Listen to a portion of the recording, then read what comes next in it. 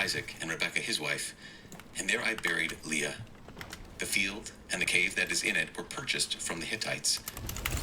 And when Jacob finished charging his sons, he drew up his feet into the bed, and breathed his last, and was gathered to his people. Then Joseph fell on his father's face and wept over him and kissed him. And Joseph commanded his servants, the physicians, to embalm his father. So the physicians embalmed Israel. 40 days were required for it, for so many are required for embalming.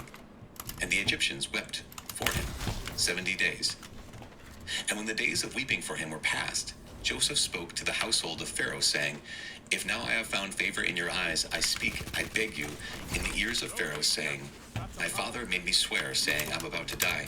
In my tomb which I have hewed out for myself in the land of Canaan, there you shall bury me. Now therefore let me go up, I beg you, and bury my father, then I will return. And Pharaoh answered, Go up, and bury your father, as he made you swear.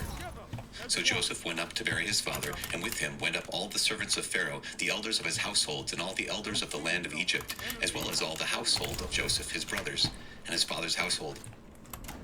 Only their children, their flocks, and their herds were left in the land of Goshen.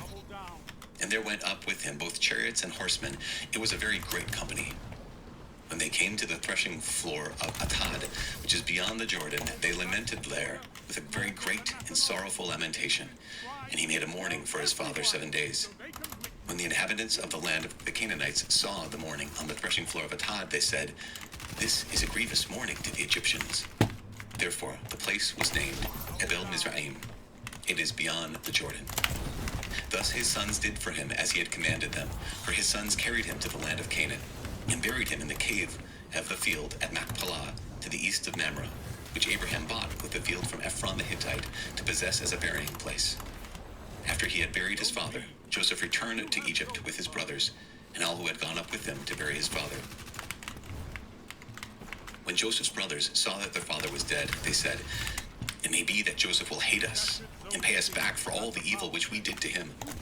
So they sent a message to Joseph, saying, Your father gave this command before he died. Say to Joseph, Forgive, I beg you, the transgressions of your brothers and their sin, because the evil they did to you.